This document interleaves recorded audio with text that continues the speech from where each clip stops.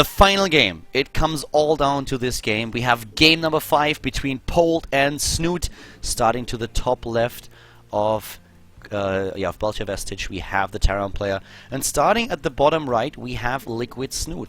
The Zerg player with a comeback. He was down 2 games and then he started his comeback with a Nidus network in his opponent's base on I think Star Station, and then in the last game he equalized the score with a good timing on Daybreak, so Snute now 1 game away of winning the ZOTAC Cup Monthly Final. Same is of course true for Polt, so this could be crazy. I mean, if Polt is pulling this off, it's amazing for him, but if Snute does it, then he would have won 3 games in a row after being down in the series.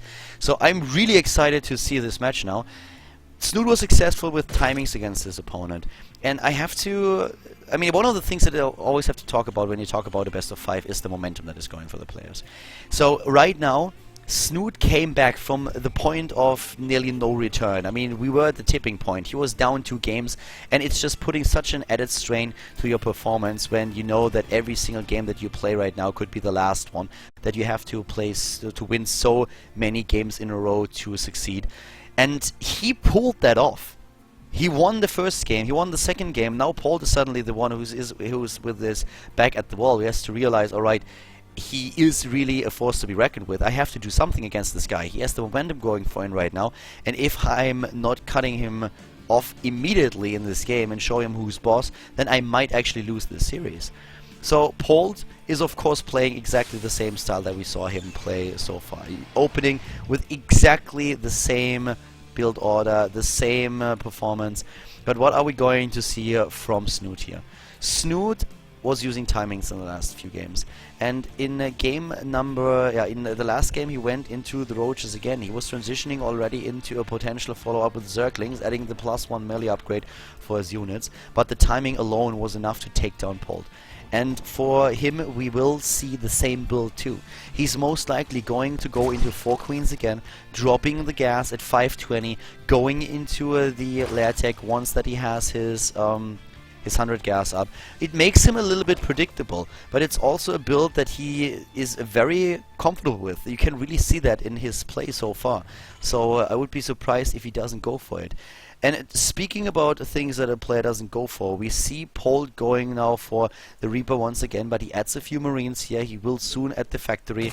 He has the gas already, and then the reactor at his own barracks. Now we're going into this dance with the with the Reaper and the Zerglings once again. It's faded. It's like the Wheel of Time. Currently reading the series.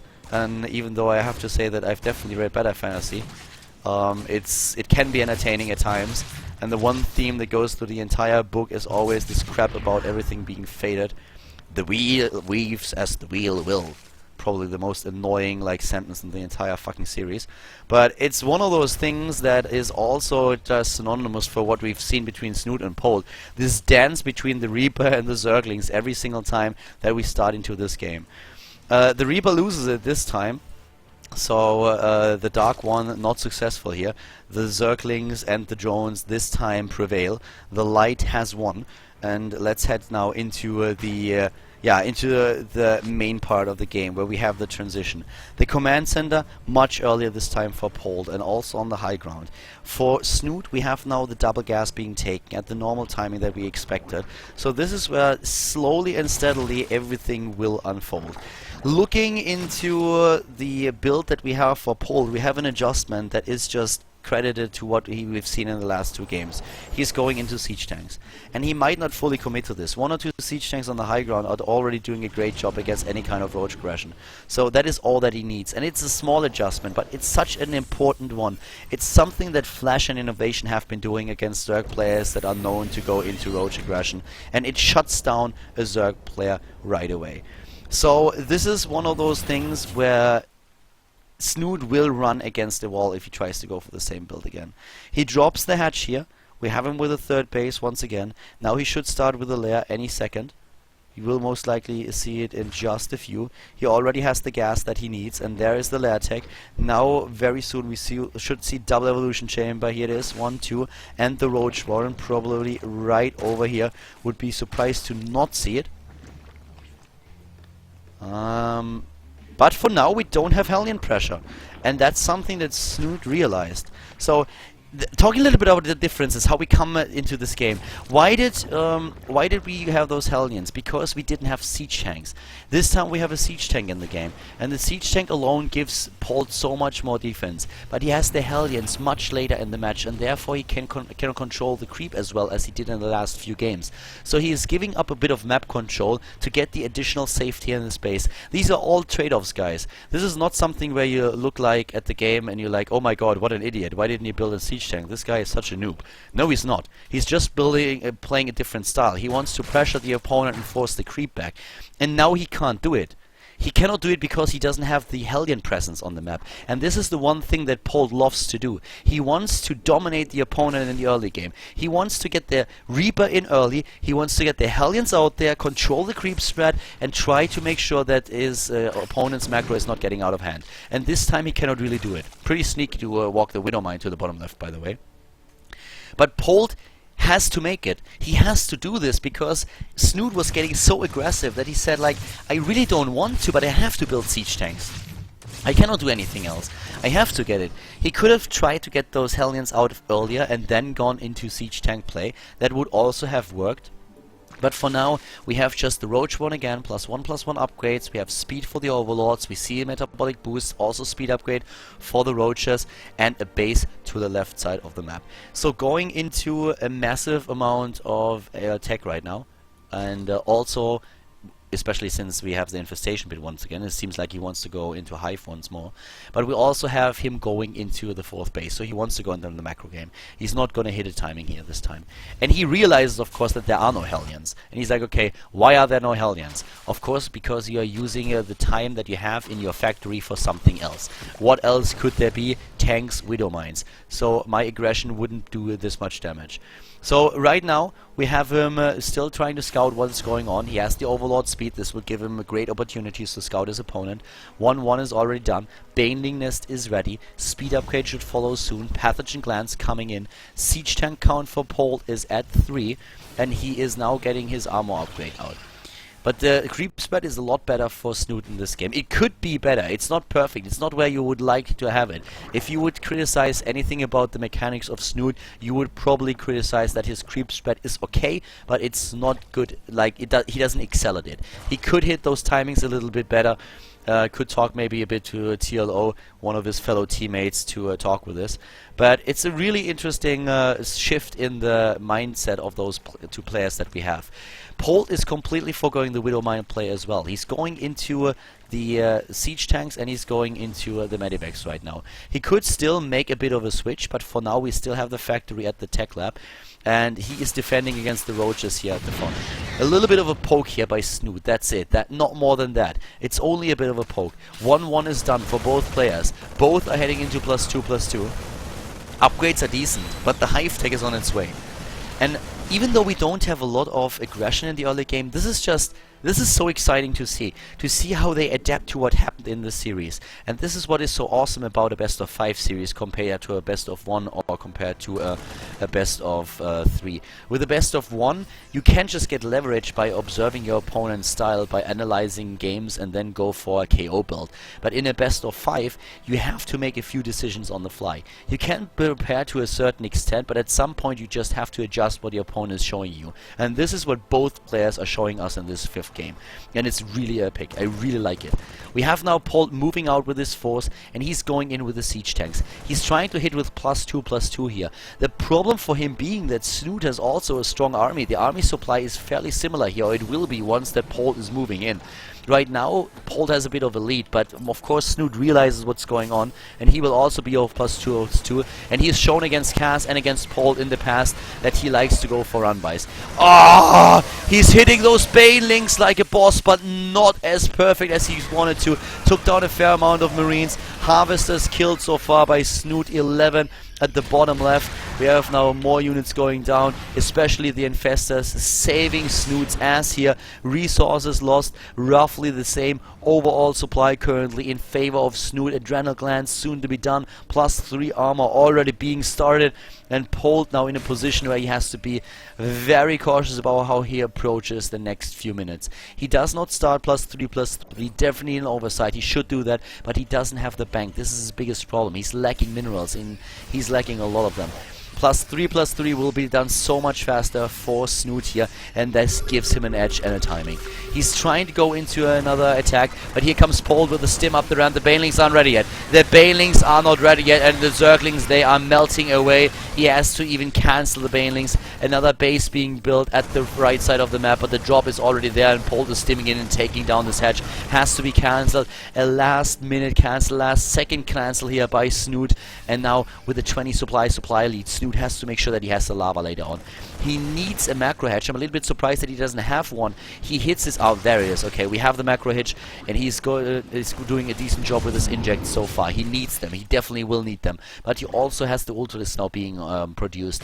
Chetino's plating is coming up, even producing now creep tumors in the main base to make sure that he has creep everywhere. Triple spine crawler defending the space, and Snute is playing a great game here. Very defensive, very cautious, not hitting the injects perfectly, but they are good enough. He's moving in once again. He has the infestors there. The ultralist at the front baiting a lot of damage out. The marines are being microed by Polt, and he's losing a lot of his units here. 20 supply lead currently for Snute, who's about to complete his Chetino's plating.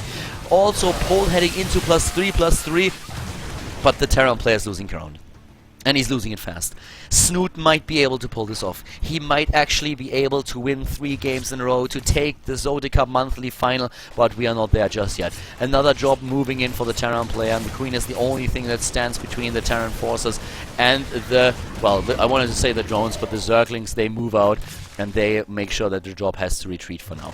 Creep spread is okay for Snute at this point. He has a lot of creep at the right side of the map. He sees the movements of his opponent. High ground vision would allow him to spread the creep even faster. The Medivac at the bottom didn't do too much damage. Drilling claws are nearly ready, and 5 Widow Mines are being produced at a time. Time of the siege tanks is over. Polt wants to be mobile. He wants to be aggressive. He wants Widow Mines. He had good success with them in the first 2 games, and he wants to rely upon them once again. We have him with 70 harvesters against 84. 9 ultralists already on the map, and as soon as we have good fungals for the Zerg player, the ultralists are going to town with their Kaiser plates and taking everything apart here. +3/+3 is done, but the timing window is very small. He's trying to hit it, but the problem really that Polt did not lose too much time going into +3/+3. Here we go. We have the 3/3 about to be done, and then the Terran player will have really good upgrades. A few roaches being donated, wants to free up supply here. Upgrade count, as you can see, pretty epic. Both of them on 3/3, heavily upgraded. Ultralisk a little bit out of position, not quite sure what they were trying to accomplish over here, but they are being chased down, and this is very unfortunate for Snute. He's losing 2 Ultralisks, but he's moving in with the rest of the army, and a great fungal here. Really good position this time. The problem for him really being that Snute is getting a lot of hits here. Polt is doing a great job now, but the bank for Snute is exceptional. His problem is the lava. His injects are really not good in this game. He's starting to inject now once again, but he lacks a queen over here. He has another one that doesn't do too much over there. 3 queens in total, and they don't do the best job with the injects. He needs a few more. He should actually build a queen at this point, or at least send one of them over to just inject this hatch.